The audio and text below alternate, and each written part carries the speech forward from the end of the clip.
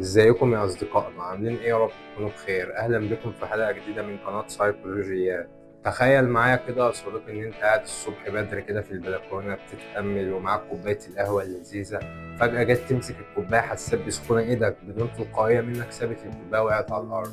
المشكله هنا مش في الكوبايه اللي وقعت، ما تبقاش قهوه. انتظر يا صديقي، هنا السؤال الحقيقي: ايه اللي قالك ان دي سخنه وليه ايدك سابتها بدون تصرف منك انت اصلا؟ والإجابة هنا يا صديقي هي القلم اللي ربنا سبحانه وتعالى خلقه لنا يكون زي جهاز إنذار أو حساسات في جسمنا، بتحس وتبعت إنذار للمخ في مشكلة هنا، اتصرف. وعشان توصل للصورة الكاملة يا صديقي، لو شخص في مشكلة في بطنه والجسم ما ادالوش إحساس إن في ألم، فهو مش هيروح يكشف ولا هيدور ولا يعرف إن في مشكلة أصلا. ممكن يفتكر الموضوع شوية غازات وهيعدي، لحد ما يتفاجئ بمشكلة كبيرة ممكن تودي في حياته في الوقت ده. بطل الحلقة بتاع النهاردة بقى يا صديقي وهو حباية سحرية بتزيل الألم ده تماما، بتخليك هادي وريلاكس كده.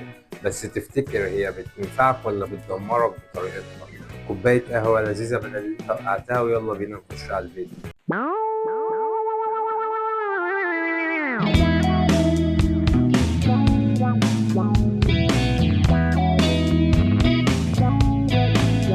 في البداية كده يا صديقي، ازاي احنا اصلا اجسامنا بتشعر بالألم؟ الموضوع بيبدأ عند حاجة اسمها المستقبلات العصبية، ودي ربنا سبحانه وتعالى موزعها في جسمنا كله داخليا وخارجيا. وظيفتها ان هي اول ما تحس بضغط شديد او حرارة او جرح او قطع او حساسية لمادة كيميائية، تبعت على طول اشارة للحبل الشوكي، زي حساسات العربية كده يا صديقي. الإشارة العصبية اللي انبعتت تمشي في حاجة اسمها ألياف عصبية لحد الحبل الشوكي. الحبل الشوكي بقى هنا يا صديقي عبارة عن محطة ترانزيت كبيرة، بتفلتر وتظبط الإشارة دي، تعدلها هي وتتعامل معاها، يا تبعتها للمخ. بتوصل الإشارة العصبية يا صديقي عن طريق الحبل الشوكي لحد المخ، وبالتحديد منطقة اسمها المهاد. والمهاد ده يعني زي مكتب بريد كبير كده، بيستقبل الإشارات ويوزعها. بيوزع المهاد بقى يا صديقي الإشارة ديت لكذا منطقة، أولهم القشرة الدماغية، ودي وظيفتها تحدد مكان الألم فين في جسمك أصلا. تاني مكان الإشارة بتروح له وهو الجزء العاطفي من الدماغ، الجهاز الحوفي، وده المسؤول عن التعامل مع الإشارة ده عاطفيا ونفسيا. يعني الوجع ده تحمله عادي، أو اصرخ الوجع ده مش ممكن تتحمل. يعني يا صديقي نقدر نقول إن الألم ده مش شعور عادي، ده مزيج بين التفسير المخ والعقل والعاطفي. عشان كده يا صديقي بيختلف الشعور بالألم ما بين شخص والتاني. لو جبنا شخصين وجرحناهم نفس الجرح في نفس المكان، هتلاقي شخص ممكن يتحمله عادي وشخص تاني يبقى مأفور والموضوع معاه مشكلة كبيرة. هنا بقى يا صديقي يجي دور بطل الحلقة بتاع النهاردة: المسكنات. ومن اسمها مسكن، وظيفته تسكين الألم. بس الموضوع مش عشوائي يا صديقي، في 3 أنواع للمسكنات. النوع الأول وهو الباراسيتامول، أيوة اللي موجود في الصيدلية. سنة 1893 اتعرف العلماء على مادة الباراسيتامول دي كأحد تحلل نواتج مادة اسمها الفيناستين. بس في الوقت ده ما اهتموش به، يعني يا دوب خد ترند بسيط كده واختفى تماما. ونيجي هنا يا صديقي لمنتصف القرن العشرين، وبالتحديد سنة 1943، العلماء أعادوا اكتشاف الباراسيتامول واستغربوا إن إزاي كانت مادة زي دي مجهولة ما بتستخدمش طبيا، لما لقوها إن هي بتعمل على تسكين الآلام. مش بس كده، ده بتعمل كمان على خفض الحرارة. ولقوا يا صديقي إن أمانه أعلى بكتير من الأجيال السابقة له. يعني كان مسكن جامد بس قاعد على الدكة للأسف. وظهر لنا الباراسيتامول للنور لأول مرة في هيئة مركب دوائي في أمريكا تحت اسم سايلونول، وظهر بعدها في بريطانيا، وسرعان ما انتشر في العالم تحت اسم بنادول. ايوه يا عم، هو البنادول اللي انت بتجيبه من الصيدليه بالظبط كده. بس خليني اقول لك يا صديقي ان حوالي 200 مليون علبه بنادول سنويا بتتباع في بريطانيا لوحدها بس. وتقدر يا صديقي دلوقتي بكل سهوله تجيبه من الصيدليه تحت اسم بنادول او برامول او توليبران، ودول بيكونوا في هيئه قرص دوائي. وموجود شراب زي بارامول وادول، وفي شركات كتير بتقدم لك الباراسيتامول في هيئه مركب دوائي. اول يا صديقي ما تاخد قرص البنادول وينزل المعده ويوصل لحد المخ، بيشتغل ان هو بيثبط، يعني بيقلل من انتاج انزيم البروستاجلاندينات. والبروستاجلاندينات دي هي المسؤوله عن الاحساس بالالم وكمان بالحرارة الزايدة، فعشان كده هو بيسكن الآلام وخافض الحرارة. بس يا صديقي هو غير فعال بالمرة في حالة الالتهابات. وطبعا يا صديقي له مميزات كتير جدا، زي ان هو آمن على الأطفال على عكس الإسبرين، وكمان آمن على مرضى المعدة على عكس الإسبرين والإيبوبروفين، ما بيسببش أي التهابات داخل المعدة. بس الموضوع مش ورد كده. الباراسيتامول الكبد هو اللي بيتعامل معاه ويكسره، فجرعة زيادة هتسبب فشل كبدي. ايوه، هو السبب الاول في امريكا الفشل الكبدي سنويا. يعني يا صديقي الحبايه اللي بتاخدها عشان دماغك تهدى بس من الصداع ممكن تكون كارثه لو استهترت فيها بعد كده.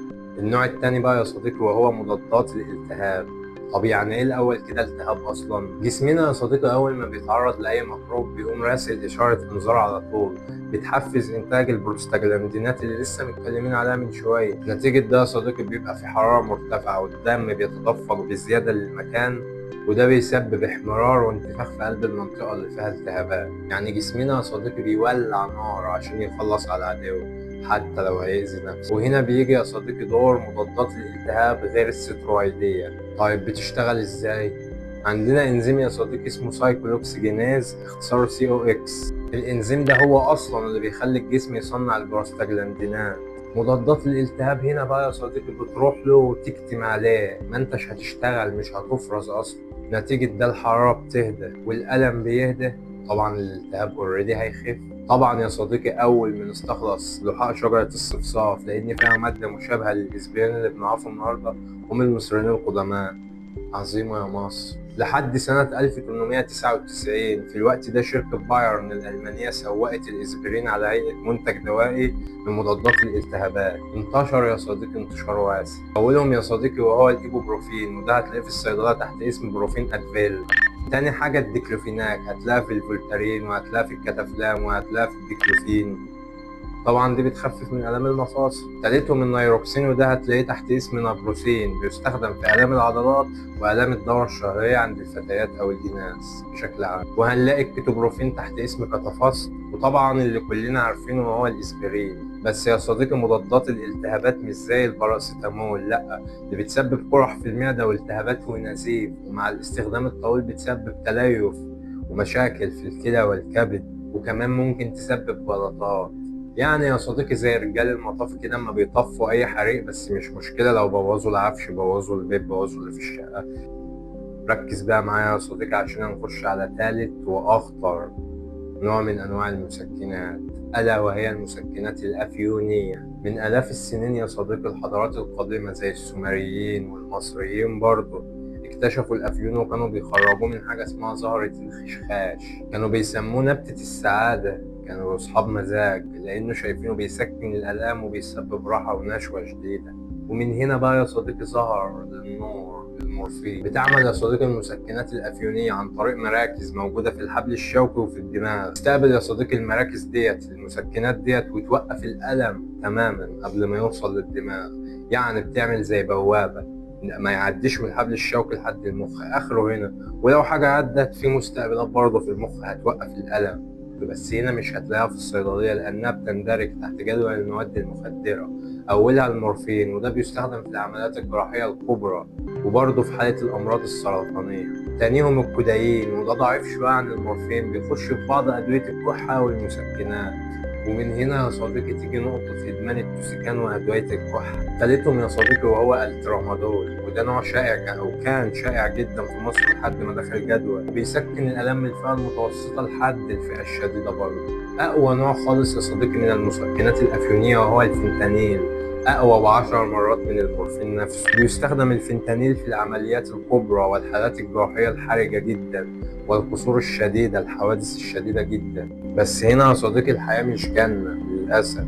استخدام المورفين أو أي مسكن أفيوني بيسبب الإدمان، بيلعب على مكان المكافأة في المخ اللي وظيفته لما تعمل إنجاز يديك شوية هرمون دوبامين فتحس بسعادة. هو بقى بيخلي الخلايا دي تفرز دوبامين دوبامين دوبامين، فبالتالي دوبامين يعني إدمان. يعني البطل ده يا صديقي لو استخدمته غلط ممكن يتحول من منقذ في العمليات الجراحية شديدة الخطورة إلى قاتل صامت. والسؤال هنا يا صديقي، هل المسكنات ممكن نقدر نعيش من غيرها ولا هي شر بس لابد منه؟ مسكنات قصص من العلم والتجارب استمرت آلاف السنين، من البساطة لحد الخطورة. والسؤال اللي هيفضل مفتوح دايما يا صديقي، احنا عايزين نمحي ونقضي على الألم ده تماما ولا نسيبه لجسمنا يتعلم منه؟ سلام يا صديقي.